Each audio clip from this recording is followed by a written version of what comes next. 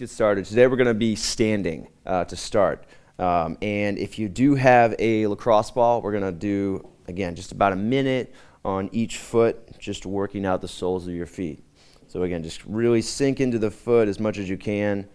Explore the bottom of your foot. Try and find some knots. Try and find some abnormalities. Trying to work into some tightness and to release that tension.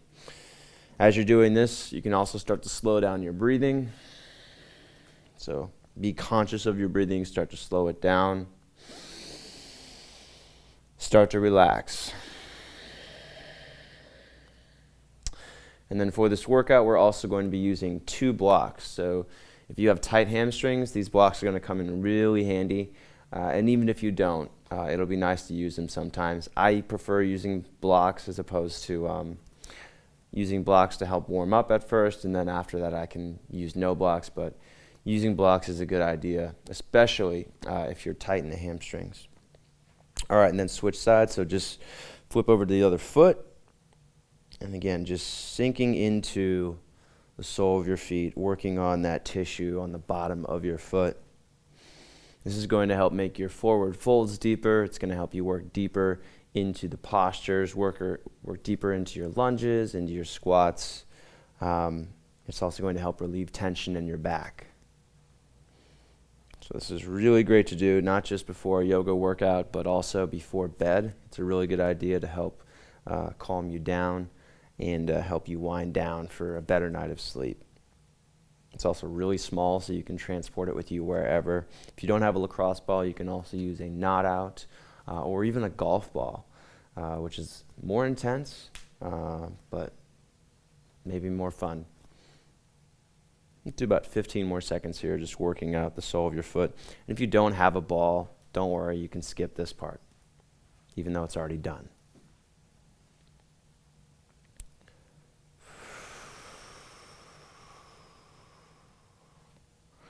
All right, and that should be good. Go ahead and kick that away. And we're going to go into a standing one-leg balance. So stand on your right foot, bring your left knee up to hip level, press down through your right heel, press your left hand into your left thigh, and then reach your right arm up and back and squeeze your arm as far as you can toward the back while keeping your spine neutral. So we're not arching the back here, keeping it neutral, squeezing your arm as far as you can to the back to engage your upper back, driving your left hand into your left thigh back up into your left hand, and pushing down hard through your right heel and through the balls of the ball of your foot, your big toe, just to get everything active. So we're working on the hips here, we're working on core, working on getting the shoulders and the upper back active and correcting your posture. Last 10 seconds. Make sure that right leg is locked out and straight. And then go ahead and release. Switch sides. So now balancing on your left foot, bring your right knee up to hip level. Press your right hand into your right thigh. Push down hard through your left foot. Get as tall as you can. Top of the head pressing toward the ceiling. Chin relaxed toward your throat. Reach your left arm up and squeeze it back. Again, not arching through your spine, keeping the spine neutral. If you want to get a little more opening through your shoulder, turn your left palm to face toward the back, or at least facing in. And we're going to do about 30 seconds here.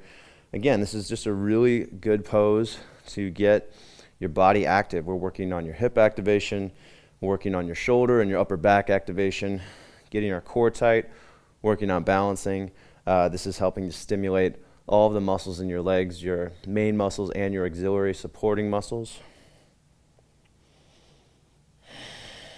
And last 10 seconds, push a little bit harder, stand up a little bit taller.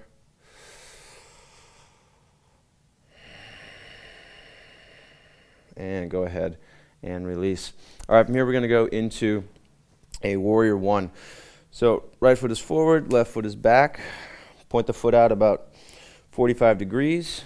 Square your hips toward the front. Sink into your knee, press your back hip toward your front knee. And again, bring your arms up. Let's actually go into goalpost arms for this. Squeezing your elbows toward the back, getting your upper back active. Push down hard through your right heel Get your right hip active, and then squeeze your legs toward one another. The main goal of this stretch is to open up your hips. So you should feel stretching through your groin. And we're also getting the upper back active by getting the arms in goalpost arms and squeezing the elbows back. So we're going to hang out here for about a minute. Use your exhale to sink deeper into the posture. Use your inhale to maintain and get taller.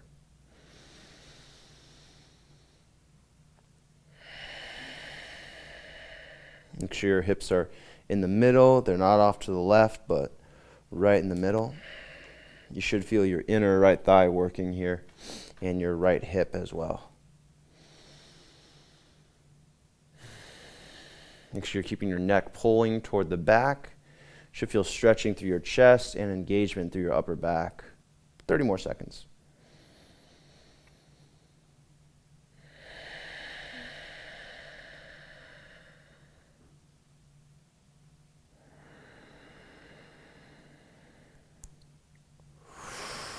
Sinking a little bit deeper with the exhale. Last breath.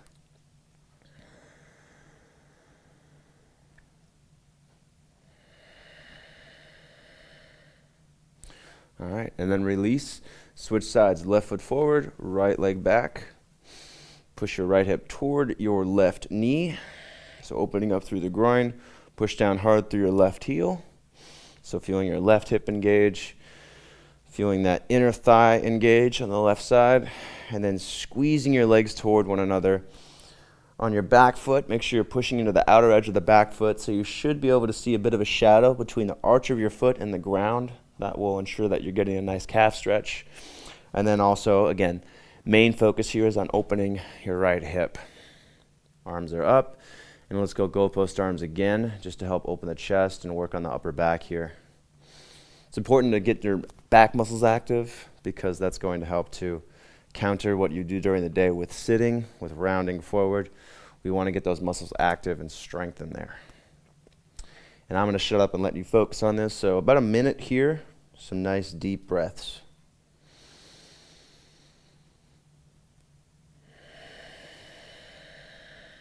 Keep your head upright, chin tucked.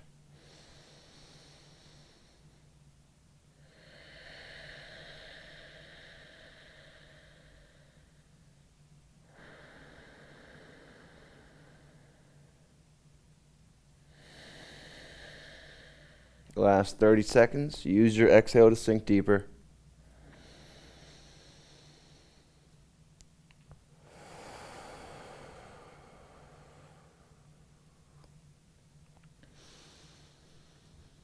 Maybe you can get your chest open a little bit more here. Press the elbows out wider. Squeeze the arms back a little bit more.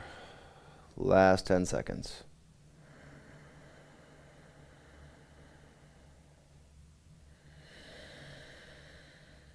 All right, go ahead and release. Stand up, toes touching, press down through your heels. Standing side stretch. Bring your arms overhead. Press your palms together. This is going to get your arms a little more active and work the shoulders.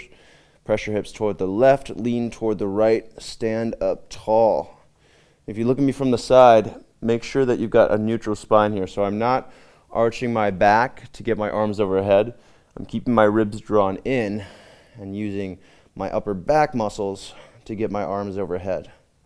So I should feel some pretty nice stretching in the shoulders here.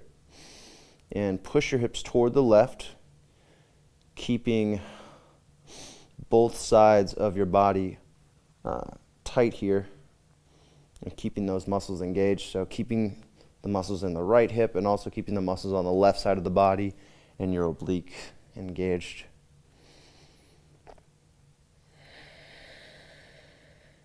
One more breath here.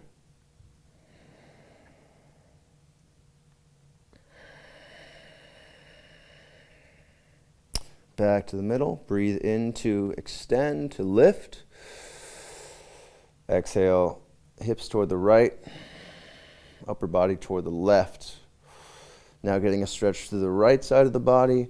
Still stretching both shoulders here. And again, keeping the ribs drawn in so we're not arching the back.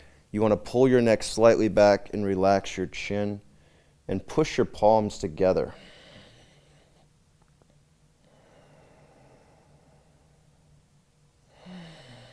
So pushing your palms together is going to help engaging your upper back and your shoulders, and that's going to make this more strength focused. See if you can sink a little bit deeper with the exhale. 10 more seconds, last breath.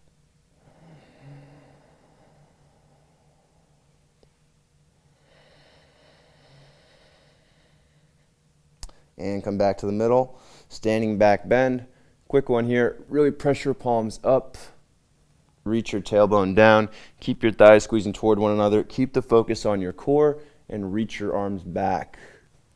Look straight up, so we're strengthening the neck. Keep your head lifted away from your shoulders. And about 20 seconds here. Try to keep the weight centered in your legs, so make sure you're not using one leg more than the other. Make sure your hips are directly above the respective heels.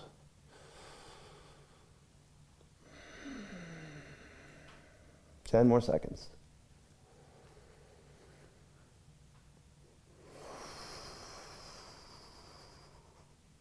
And go ahead and release. From here, we're going to take it into a forward fold. So feet about 6 inches apart. Pull your chest forward. Squeeze your thighs toward one another. Tighten the fronts of your thighs. And bring your hands to the ground. If you can't get your hands all the way down without your back staying flat, maybe use the block here. And then you can take some time to allow your hamstrings to adjust, to open up.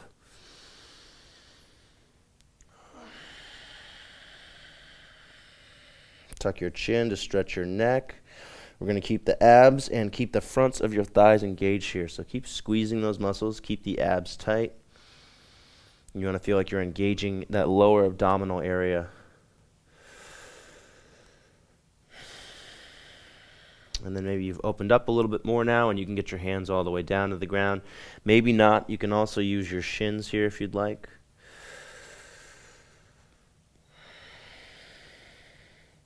All right, and then half lift. So hands rise up your shins.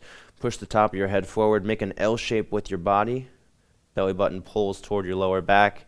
Should feel core engagement here. Should feel hamstrings and should feel the fronts of your thighs working. So almost like you're squeezing the fronts of your thighs forward to engage the hip flexors. Hamstrings will stretch as a result of that. Keep your body pulling forward. Bend your knees if you need to help flatten your back. 10 seconds here, one breath.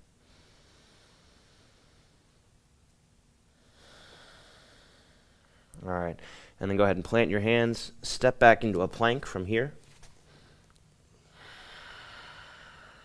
Lift your belly button, press your heels back, and squeeze your hands and your toes toward one another. Biceps wrap forward, top of the head presses forward, and then make sure that your neck is pulled up toward the ceiling. I see a lot of people tend to relax the neck in a plank. Pull the neck up toward the ceiling and tuck your chin slightly so that you're using the muscles in the back of your neck as well. Make sure you've got a nice grip on the ground. So kind of grabbing the mat with your fingers and externally rotating your hands slightly to properly engage the wrists.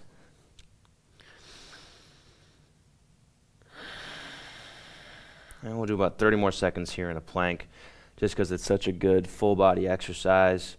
Great for your core. Great for fixing back pain.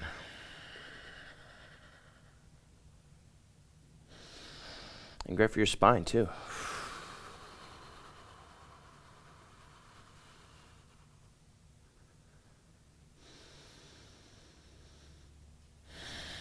Last 10 seconds. By the way, I'm not keeping track of how many seconds this is, so that might have been much longer than 30 seconds, which is good for you. All right, and then go ahead and lower down. Pull your body forward, lower down with a low plank. Hold here 5 seconds. 3, 2, elbows in tight. 1, all the way down. And then from here, moving into a Cobra. So maybe reaching the legs back one at a time. Make your legs nice and long. Press the tops of your feet into the ground. Squeeze your thighs toward one another. Tighten your abs. Hands under your shoulders. Lift your chest up. Look slightly forward. Press the top of your head away from your shoulders. Now squeeze your arms away from your chest. Squeeze them back and away from your chest to engage your upper back. Maybe lightly resting your hands on the ground. Keep the elbows squeezing in tight, so try to press your elbows into your ribs. 10 more seconds here. Lift a little bit higher. Make sure you're looking straight forward, not off to one side or the other. Keep the legs active, knees off the ground. 5 seconds left. Lift a tiny bit higher. 3, 2, 1, and release. Thanks for joining me for this workout today. Make sure you subscribe. We put out lots of videos like this on a very regular basis. And to get full access to all of my workouts, my programs, tutorials, and more, head to manfulyoga.com, sign up for a 7-day trial. It's just $1. Thanks again for joining me, and I'll see you on the next video.